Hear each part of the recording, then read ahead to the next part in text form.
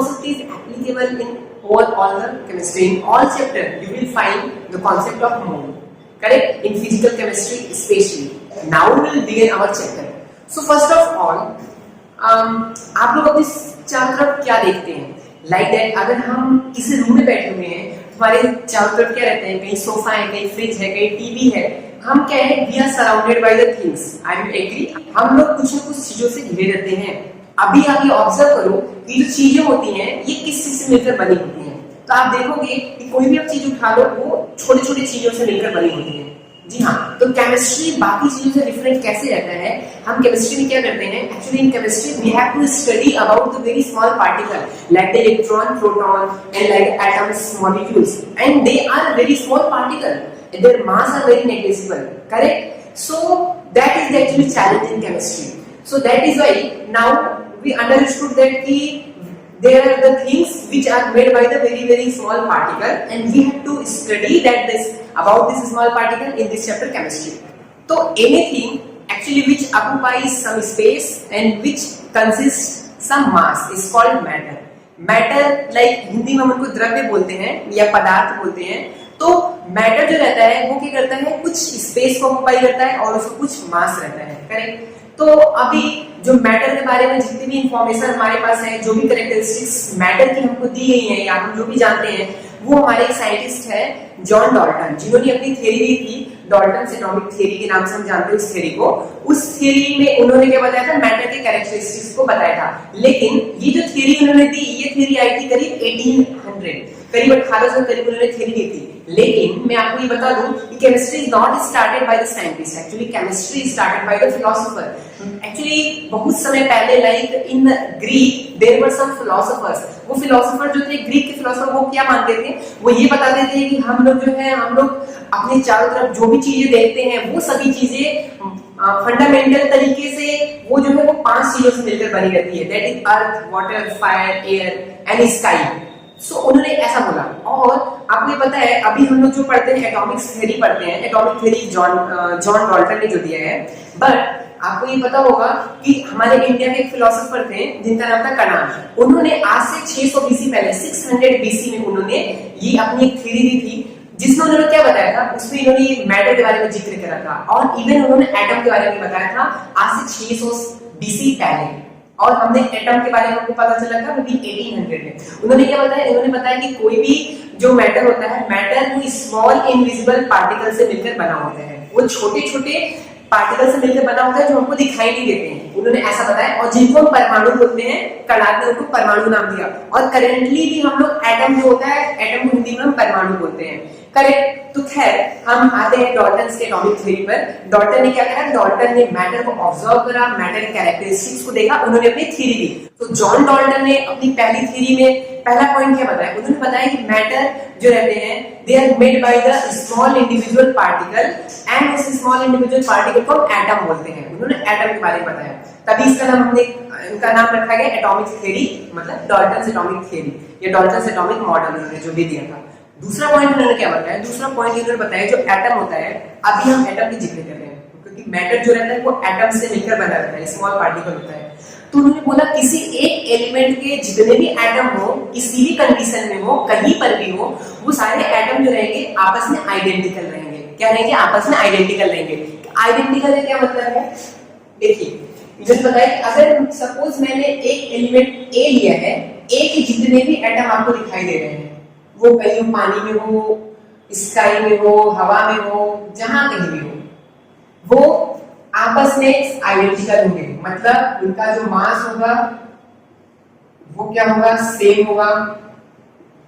उनका जो साइज होगा सेम होगा, करेक्ट? ये मैं किसकी बात कर रहा हूं? मैं बात कर रहा हूं किसी एक एलिमेंट के एटम के बारे में. जैसे अगर आपको कार्बन एलिमेंट आपने लिया, तो अभी कार्बन एलिमेंट का जो एटम है, यानी कार्बन एटम आपको कहीं भी मिले, किसी भी कंडीशन में मिले, उसका जो मास होगा वो हमेशा 12 ही होगा. उसकी जो साइज होगी, जो रेडियस होगा, वो हमेशा फिक्स होगा. ये बात समझ में आ रही है? This is a very important point and very basic concept also. Third point उन्होंने बताया कि हम लोग एटम को ना तो क्रिएट कर सकते हैं ना तो डिस्ट्रॉय कर सकते हैं. ठीक है, हम केवल एटम के बारे में स्टडी कर सकते हैं जैसा कि उन्होंने करा, हम लोग करते आ रहे हैं. और उन्होंने फोर्थ पॉइंट बताया, क्योंकि इंपॉर्टेंट पॉइंट है। उन्होंने क्या बताया कि दो अलग अलग एलिमेंट में जो एटम रहेंगे वो कभी भी आपस में सेम नेचर के नहीं हो सकते, वो हमें कभी भी आइडेंटिकल नहीं रहेंगे। उन्होंने यहाँ पे बताया था किसी एक एलिमेंट के सारे एटम आपस में आइडेंटिकल होंगे, लेकिन ये जो आइडेंटिकल एटम है ये किसी दूसरे एलिमेंट के आइडेंटिकल नहीं होंगे, किसी दूसरे एलिमेंट के एटम से आइडेंटिकल नहीं होंगे।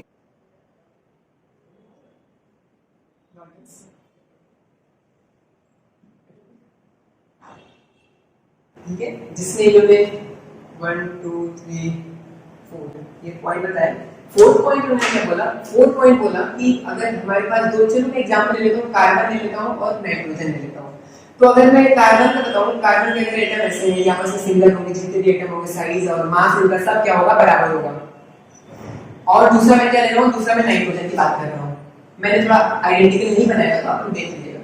तो ये नाइट्रोजन में बनाया, तो यहाँ पे इनका पॉइंट ये था कि यहाँ पर ये जो कार्बन के एटम है वो आपस में सिमिलर है, नाइट्रोजन के आपस में सिमिलर है, लेकिन ये कार्बन और नाइट्रोजन तो डिफरेंट एलिमेंट है, तो इनके जो ये होंगे एटम जो होंगे वो सिमिलर नहीं होंगे। कहने का मतलब क्या है, इनका जो मास होगा ये इसके मास के बराबर नहीं होगा, करेक्ट। इनका जो साइज होगा ये इनके साइज के बराबर नहीं होगा, मतलब इनके एटम इससे छोटे होंगे तो बड़े होंगे। अब आपको पता होगा कि नाइट्रोजन इससे बड़ा होता है, तो इसके एटम हमेशा इससे भारी होंगे, ज्यादा हैवी वाले होंगे, वेट ज्यादा होगा, और इनका जो मास होगा इनका जो साइज होगा वो भी बड़ा होगा, यानी रेडियस बड़ा होगा। ये तो बात हमको समझ में आ गई कि डॉल्टन ने हमको ये कुछ इंपॉर्टेंट पॉइंट बताया। तो अभी डॉल्टन की थ्योरी का यूज करके हम आगे बढ़ते हैं। जैसे तो हमको ये पता चलता है कि मैटर जो है वो छोटे छोटे इनविजिबल पार्टिकल्स से मिलकर बने रहते हैं। तो अभी हम इस पे अगर कुछ मैनिपुलेशन करना चाहें, अगर मैं मास निकालने को बोलूं आपको कि अभी ये एटम है, एटम का एटॉमिक मास बताइए, इसका मास को आप मेजर करिए। अभी ये खुद बोला गया है कि इनविजिबल पार्टिकल है, तो अभी हम वो कैसे निकाल सकते हैं। तो हमारे पास अभी तक हमारे पास कोई इंस्ट्रूमेंट नहीं है। जैसा कि अगर मैं आपसे बोलूं आपको चीनी, अगर मैं आपको बोलूं सिंपल सा, अगर चीनी को आपको मेजर करना है तो आप बहुत आसानी से चीनी को मेजर कर सकते हैं। लेकिन अगर मैं आपको बोलूं 1 केजी आपको इलेक्ट्रॉन देना है तो आप उसको मेजर नहीं कर सकते हैं, क्योंकि ये बहुत छोटे होते हैं। तो ये आपको बात समझ में आ रही होगी। Actually due to their very small size and due to their very small masses, so that is why we are unable to find out the absolute mass। तो हम इनका absolute mass नहीं निकाल सकते। इनका एब्सोल्यूट मास जो होता है वो 10 टू द पावर -24 से 10 टू द पावर -27 ग्राम के रेंज का होता है। तो आप सोचो हम इसको कैसे यूज कर सकते हैं। तो चीजों को थोड़ा आसान बनाने के लिए साइंटिस्ट ने क्या करा, साइंटिस्ट ने एक नया कॉन्सेप्ट आया जिसको बोलते हैं रिलेटिव एटॉमिक मास।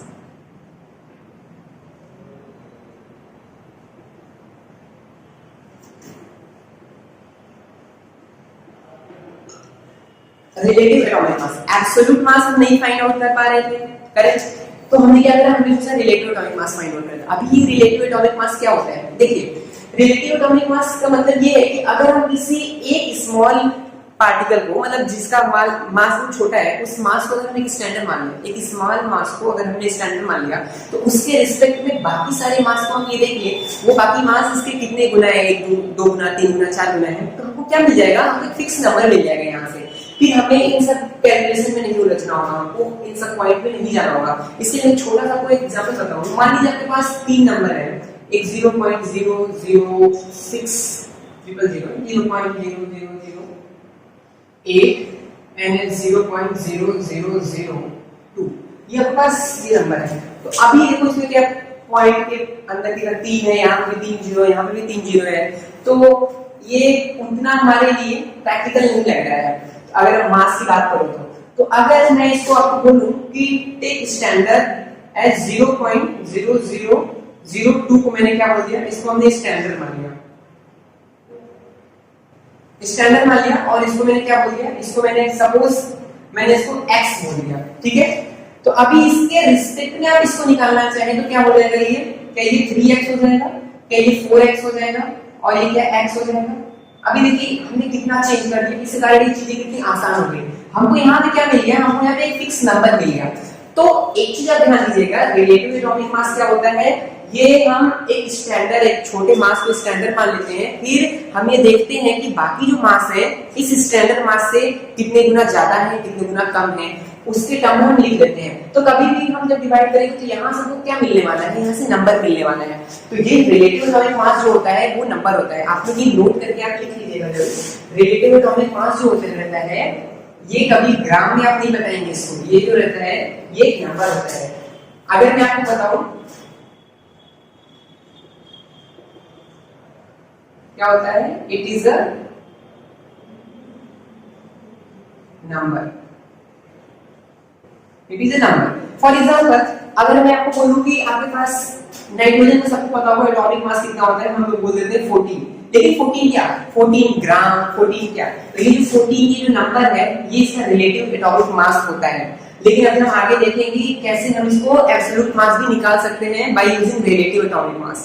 ठीक है, तो ये आपको समझ में आया होगा रिलेटिव एटॉमिक मास निकालने की जरूरत क्यों पड़ी और रिलेटिव एटॉमिक मास हम कैसे निकालते हैं। तो देखिए यहाँ पर स्टैंडर्ड अभी क्या माना जाए, यहाँ पर एक सवाल ये उठता है। तो डॉल्टन ने जो अपनी थ्योरी दी थी, तो अपनी थ्योरी के बाद इन्होंने क्या बोला, इन्होंने स्टैंडर्ड हाइड्रोजन को ले लिया था। ठीक है, लेकिन बाद में ये देखा गया कि जो हाइड्रोजन है, हाइड्रोजन से भी अच्छे स्टैंडर्ड अवेलेबल थे, तो हाइड्रोजन को रिप्लेस करके ऑक्सीजन को स्टैंडर्ड लिया गया। अभी इसके पीछे भी लॉजिक है, ऐसा नहीं है कि अपने मन से ले लिया गया, साइंटिस्ट का मन करा तो उन्होंने ऑक्सीजन ले लिया क्योंकि उनका ऑक्सीजन फेवरेट एलिमेंट था, ऐसा कुछ नहीं है। ऑक्सीजन इसलिए लिया गया क्योंकि ऑक्सीजन नेचर में ज्यादा मात्रा में थे और दूसरा था ऑक्सीजन के कंपाउंड भी ज्यादा मात्रा में थे। तो अगर इसके कंपाउंड ज्यादा है तो मैक्सिमम कंपाउंड ऑक्सीजन से मिलेंगे। अगर ऑक्सीजन को आपने स्टैंडर्ड ले लिया तो आप जब डिवाइड करेंगे तो आपको जो नंबर मिलने वाला है वो और भी अच्छा मिलेगा, तो ऑक्सीजन को ले लिया गया। लेकिन करंट टाइम में जो मॉडर्न अभी जो हम यूज करते हैं, हम कार्बन 12 C12 आइसोटोप हम स्टैंडर्ड लेते हैं। अभी आप पूछोगे अभी उसको क्यों चेंज कर देंगे, उसमें क्या प्रॉब्लम थी। देखो प्रॉब्लम उसमें ये थी कि जो हमारा C12 है, हमने क्या लिया स्टैंडर्ड C12 लिया हमने। देखिए हमारे पास C12 आइसोटोप जो है ये नेचर में बहुत ज्यादा मात्रा में पाया जाता है और ये बहुत ज्यादा स्टेबल होता है, तो दैट इज वाई यहाँ पर इसको स्टैंडर्ड लिया गया। और केमिस्ट्री में पाओगे अभी जितने भी स्टैंडर्ड लिए गए हैं किसी भी फील्ड में, केमिस्ट्री में आप कोई भी टॉपिक उठाना तो मैक्सिमम C12 आइसोटोप को ही लिया गया है। जैसे आपको इसको एक्सेप्शन की तरह मानने की जरूरत नहीं है, कंफ्यूज होने की जरूरत नहीं है, आप इसको समझ सकते हैं। C12 का जो बहुत ज्यादा पाया जाता है तो इसकी अवेलेबिलिटी बहुत ज्यादा है और ये स्टेबल है काफी, तो इसलिए हमने इसको लिया है। तो अभी हम देख लेते हैं तो कैलकुलेट कैसे करते हैं। रिलेटिव एटॉमिक मास को मैं RAM लिख रहा हूं। रिलेटिव एटॉमिक मास हो जाएगा that will be mass of one atom of an element, correct, upon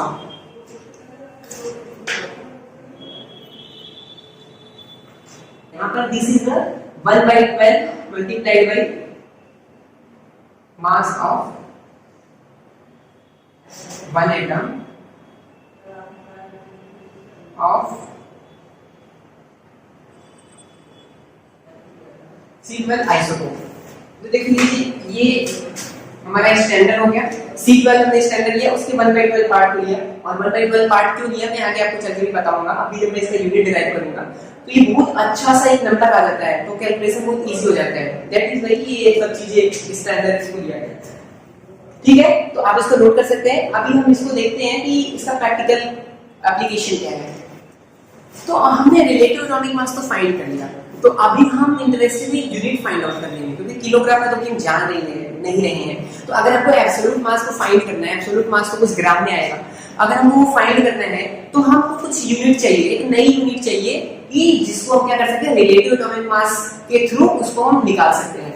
तो यहाँ पर जो हमने रिलेटिव एटॉमिक मास में 1/12 mass of one atom of C12 isotope हमने स्टैंडर्ड में लिया है, इसी स्टैंडर्ड को मैंने क्या बोल दिया, एक यूनिट बना दिया। इस स्टैंडर्ड को मैंने यूनिट बना दिया जिसको मैंने क्या बोल दिया, atomic mass unit.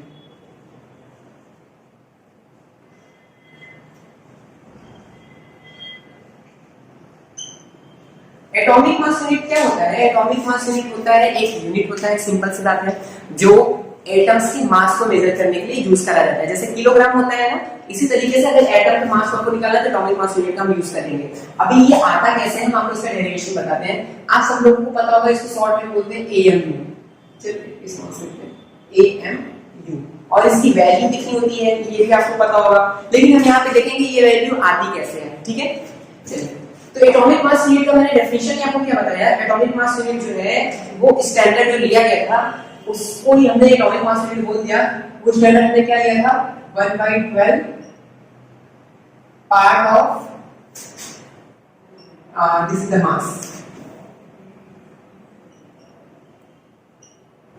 Mass of one atom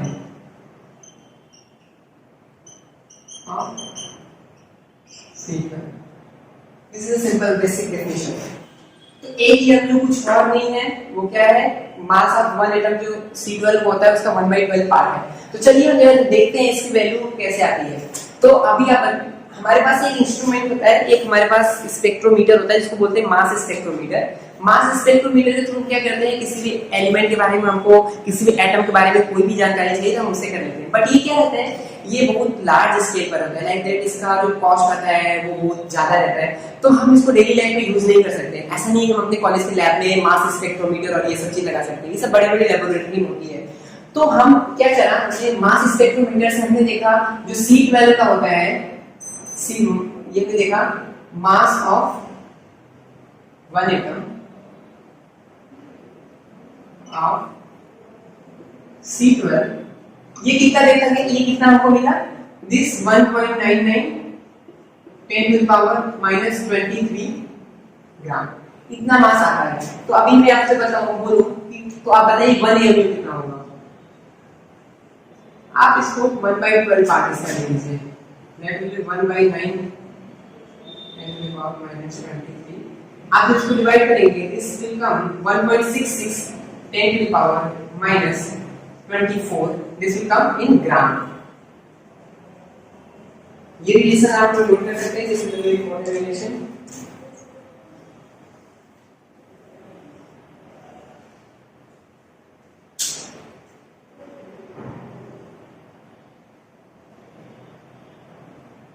ठीक है, तो ये जो हमारा है एक AMU की वैल्यू होती है 1.66 × 10 to the power 24 ग्राम होती है। तो यहां से हमने यूनिट भी डिराइव कर लिया। अभी हम एब्सोल्यूट मास निकाल सकते हैं। तो एक चीज मैं आपको यहाँ पे नोट, अभी एब्सोल्यूट मास निकालने से पहले एक चीज यहाँ पे मैं आपको नोट बताना चाहूंगा जो कि आप नोट कर सकते हैं। देखिए यहाँ पर हमने क्या, ये मिटा दे रहा हूँ। सो हमने एक AMU क्या बताया, एक AMU मैंने बोला जो C12 का एक एटम का मास होगा उसका 1/12 पार्ट, वो एक AMU के बराबर होता है। तो अभी आप जैसे बताइए मास, किसी भी एटम का मास जो रहता है वो किस पे डिपेंड करता है या वो क्या चीज होती है। आप लोगों ने न्यूक्लियन का नाम सुना है, न्यूक्लियन। हमारा जो एटम रहता है, एटम का जो न्यूक्लियस रहता है उसमें क्या रहते हैं, प्रोटॉन रहते हैं और न्यूट्रॉन रहते हैं। तो प्रोटॉन और न्यूट्रॉन के नंबर जितने भी रहते हैं, इनको जितने प्रोटॉन और न्यूट्रॉन रहेंगे उतने न्यूक्लियन होते हैं। ठीक है, तो अगर मैं आपको बताऊं न्यूक्लियन में होते हैं n+3, इनके नंबर को आप ऐड कर दीजिए, इतने न्यूक्लियन होंगे। और जो किसी भी एटम का जो मास होता है वो किसका मास होता है, न्यूक्लियस के मास के बराबर होता है। अब किसी भी एटम में अगर 10 न्यूक्लियन है, 10 न्यूक्लियन क्या मतलब हुआ, प्रोटॉन और न्यूट्रॉन को मिलाएंगे तो 10 होंगे उनके नंबर। ठीक है, 6 प्रोटॉन 4 न्यूट्रॉन कुछ ऐसे करके। तो जो 10 न्यूक्लियन है, 10 न्यूक्लियन का मास ही जो होता है वो एटम का मास होता है। तो एटम का मास कुछ और नहीं होता है, वो न्यूक्लियन का मास होता है। ठीक है, तो अभी यहां पर हमने बोला mass of one atom of C12। अभी जो C12 रहता है इसमें कितने न्यूक्लियन होंगे, 12 रहते हैं, 6 प्रोटॉन होते हैं, 6 न्यूट्रॉन रहते हैं। तो अभी अगर मैं आपसे पूछूं मास ऑफ C12, ये एक एटम की बात की जा रही है, तो वो क्या होगा, मास ऑफ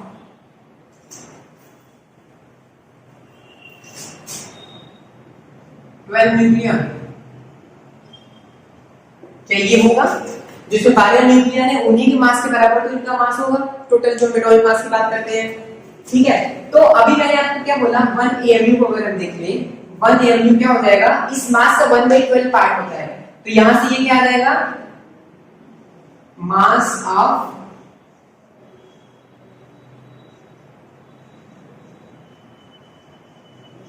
ये चीज आप नोट कर सकते हैं। एक एलिमेंट वैल्यू जो रहती है मास ऑफ वन न्यूक्लियन रहता है। ये कॉन्सेप्ट आपको जेईई मेंस और एडवांस में पूछा जा सकता है। दैट इज वेरी बोर्ड के पॉइंट्स तो ये नहीं, बोर्ड में तो नहीं आएगा, बट आगे आपको ये मिलेंगे। और एक चीज और भी हमने क्या देखा, हमने यहाँ पर दूसरा पॉइंट हम इसमें देख सकते हैं। तो जो रिलेटिव एटॉमिक मास हमने निकाला था, यहाँ पे रिलेटिव एटॉमिक मास हमने क्या बताया था, किसी एलिमेंट के वन एटम का जो मास होगा उसको हमने स्टैंडर्ड जो है उससे डिवाइड कर दिया। अभी वो स्टैंडर्ड कुछ और नहीं है, वो 1 AMU ही है। तो किसी भी एटम का मास अपॉन 1 AMU। तो अभी हमने क्या देखा, 1 AMU क्या है, 1 AMU is the mass of 1 nucleon. एक न्यूक्लियन का मास है। अभी हमने ऊपर क्या था हमारा, चलिए मैं आपको लिख के दिखा देता हूँ।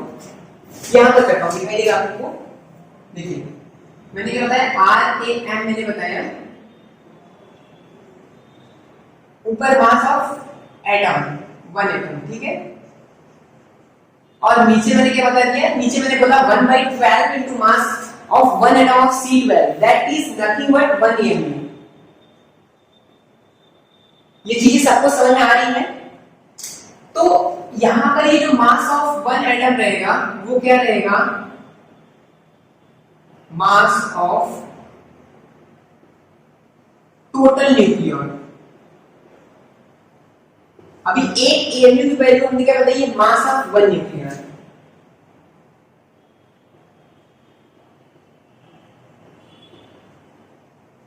अभी जरा बताइए ये क्या आएगा, ये आ जाएगा नंबर ऑफ, बात ये समझ में आई कि नहीं आपको।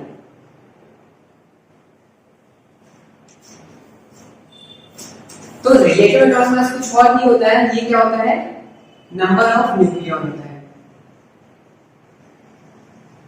तो ये दोनों पॉइंट आप अच्छे से इसको नोट कर लीजिएगा, ठीक है। एक AMU जो रहता है, AMU कुछ और नहीं होता है, एक न्यूक्लियन के मास के बराबर होता है। और RAM जो रहता है, मैंने जैसा कि आपको बताया था, RAM के relative atomic mass that is the number, और वो जो नंबर रहता है वो क्या रिप्रेजेंट करता है, नंबर ऑफ न्यूक्लियन रिप्रेजेंट करता है। इसमें बहुत अच्छे क्वेश्चन फ्रेम करे जा सकते हैं, बहुत ही छोटे क्वेश्चन, आप तुरंत इसके आंसर भी आप दे देंगे।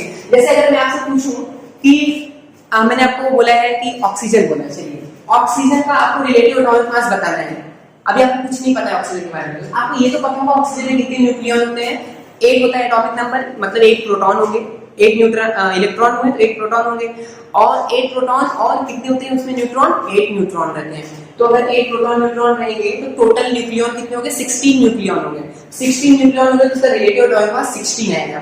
तो हम बोलते भी हैं, हम बोलते हैं ऑक्सीजन का जरा एटॉमिक मास बताइए, आप बोलते हैं 16, बट 16 क्या रहता है, वो AMU रहता है। अगर रिलेटिव एटॉमिक मास पूछा जाए तो आप केवल बोलेंगे 16, दैट इज द नंबर, इसमें कंफ्यूज नहीं होगा, ठीक है।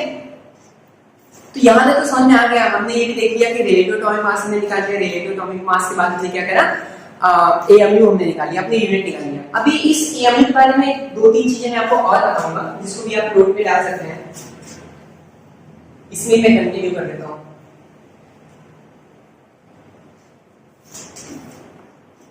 अभी एक AMU को या AMU को हम लोग और किससे रिप्रेजेंट करते हैं, DA से रिप्रेजेंट करते हैं। ये क्या रहता है, ये डॉल्टन जी ने अपना एटॉमिक थ्योरी दिया था, तो उनको रिस्पेक्ट देने के लिए हमने इस यूनिट को क्या बोल दिया, DA बोल दिया, दैट इज द डॉल्टन, इनके नेम से पढ़ा है। और एक और चीज, अभी हम लोग AMU को यूज नहीं करते हैं। AMU को अभी रिप्लेस करते हैं, हम क्या यूज करते हैं, U यूज करते हैं। क्या, U। अभी U को क्या बोलते हैं, दिस इज द स्पेसिफाइड मास।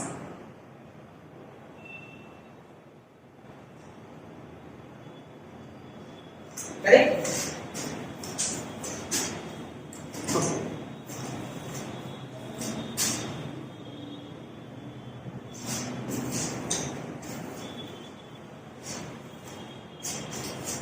एक चीज और आप लोग नोट करिएगा, that is this AMU। Currently हम इसको क्या यूज करते हैं, U से रिप्रेजेंट करते हैं, लेकिन हमारे सिलेबस में AMU है, AMU बोलते हैं, बट आप कोई फॉरेन राइटर बुक देखेंगे उसमें U से यूज कर रहता है। ये क्या होता है, दिस इज द यूनिफाइड मास। ये एटॉमिक मास यूनिट पहले बोलते थे, अभी इसको यूनिफाइड मास बोलते हैं, ठीक है। अच्छा, तो अभी हमने इतना रिलेटिव एटॉमिक मास निकाला, एटॉमिक मास यूनिट निकाला। अभी हमारा पर्पस क्या था? पर्पस ये था कि हम एलिमेंट का जो है एब्सोल्यूट मास निकालने में मतलब निकाल सके। तो चलिए भी हम देखते हैं कि एब्सोल्यूट मास हम कैसे निकालेंगे किसी भी एटम का। हाँ देखिए, तो एटॉमिक मास अगर हमें निकालना है तो एटॉमिक मास पहले होता क्या है वो देख लेते हैं। एटॉमिक मास कुछ और नहीं होता है, it is the mass of one atom. एक एटम का जो मास रहता है हम उसको क्या बोलते हैं? एटॉमिक मास बोलते हैं। तो लेकिन यहाँ पर एटॉमिक मास जो रहता है वो किसमें रिप्रेजेंट करते हैं? एएमयू में। So atomic mass is the mass of one atom expressed in AMU, correct? So this is the mass of one atom.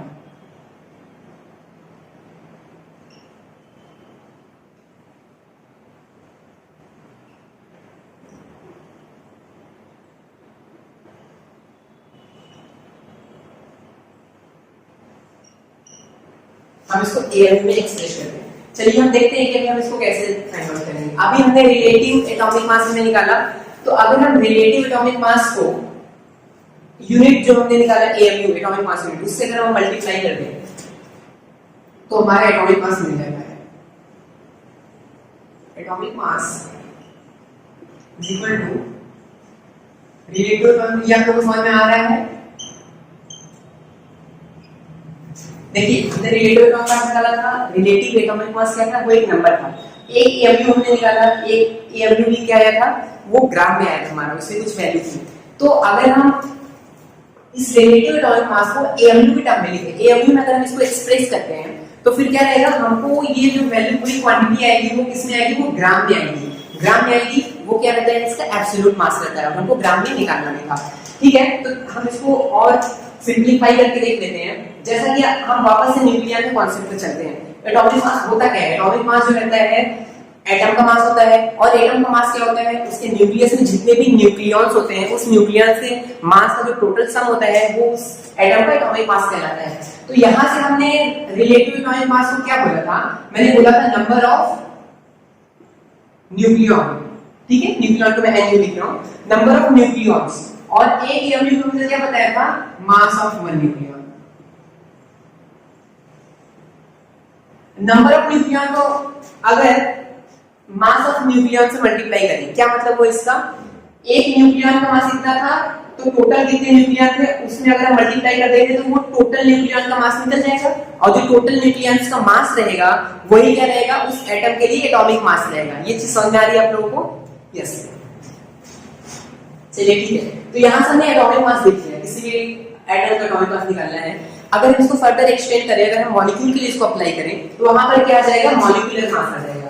तो हम मॉलिक्यूलर मास की बात कर लेते हैं।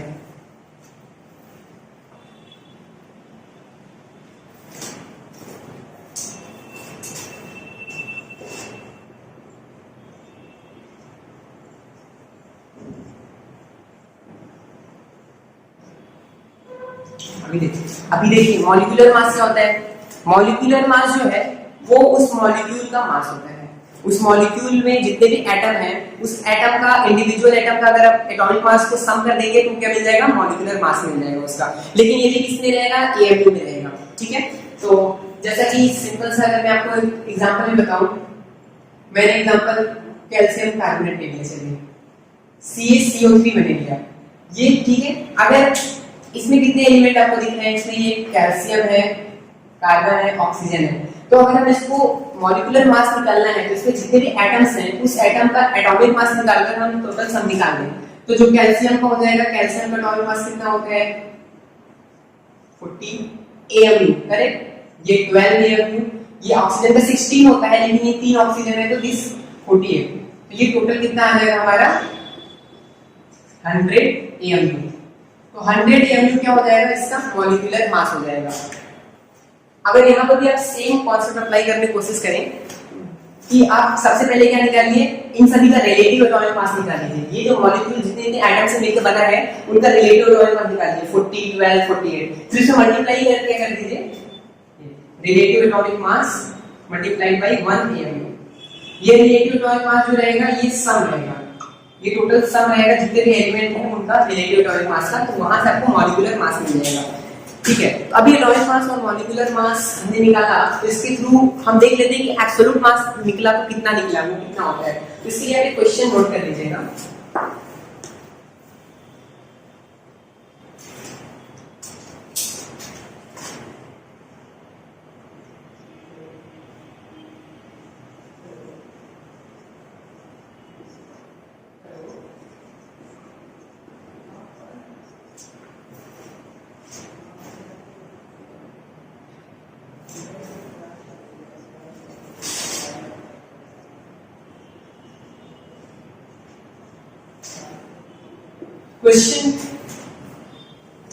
क्वेश्चन क्या है आपका?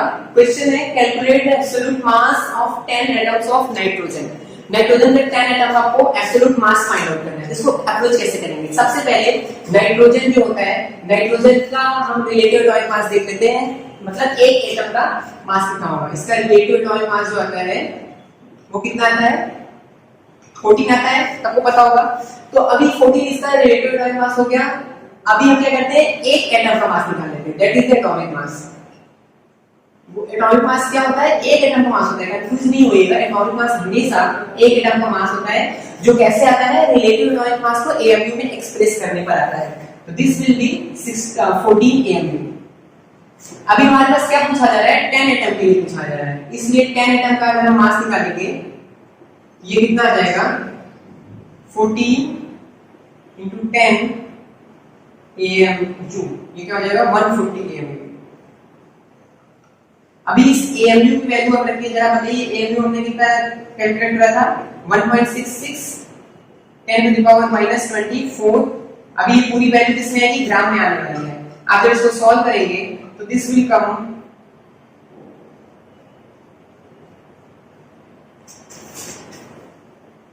ये हो जाएगा 2.32 into 10 to the power -22 ग्राम। तो यहाँ पर आप देख पा रहे होंगे कि अभी हम नाइट्रोजन का 10 एटम अगर मैं आपको देता, मैं आपको बोलता हूँ इसका मास जरा मुझे बताइए कैलकुलेट करके, तो आप नॉर्मल तरीके से नहीं निकाल सकते। लेकिन हमने रिलेटिव एटॉमिक मास निकाला, उसके बाद हमने क्या करा? उसका यूनिट निकाल लिया, that is the atomic mass unit. तो हमको वो दोनों निकालने का कारण क्या हुआ? हम उसका एब्सोल्यूट मास फाइंड आउट कर पा रहे हैं। 10 एटम का जो मास है 2.32 10 to the power -22 ग्राम में आ रहा है। अदरवाइज डायरेक्टली हम मेजर नहीं कर सकते थे, हमारे पास एक ही ऑप्शन था, मास स्पेक्ट्रोमीटर। तो मुझे उम्मीद है आप लोगों को ये कॉन्सेप्ट समझ में आ गया होगा। तो इस चैप्टर में हम कैसे पढ़ने वाले हैं? इस चैप्टर में सबसे पहले हमने क्या देखा? हम कॉन्सेप्ट क्या देखेंगे? मास का कॉन्सेप्ट देखेंगे, क्योंकि बहुत बेसिक कॉन्सेप्ट है, ये क्लियर होना चाहिए। दूसरा हम क्या देखेंगे? मोल कॉन्सेप्ट देखेंगे, इसका मोल को कैसे अप्लाई करते हैं। फिर तीसरा क्या देखेंगे? इनका एप्लीकेशन देखने वाले हैं। एप्लीकेशन में मतलब कि इसको यूज करके केमिस्ट्री में कहाँ यूज कर सकते हैं। तो इस एप्लीकेशन में मेनली दो पार्ट हमारा। पहला पार्ट क्या होता है? पहला पार्ट में कोई भी रिएक्शन हो रही है, उस रिएक्शन का एनालिसिस करना, उस रिएक्शन पे एनालिसिस करेंगे हम, ठीक है। ये रिएक्शन वाला पार्ट देखेंगे। दूसरा क्या रहेगा? कंसंट्रेशन का पार्ट रहेगा, कंसंट्रेशन ऑफ सॉल्यूशन।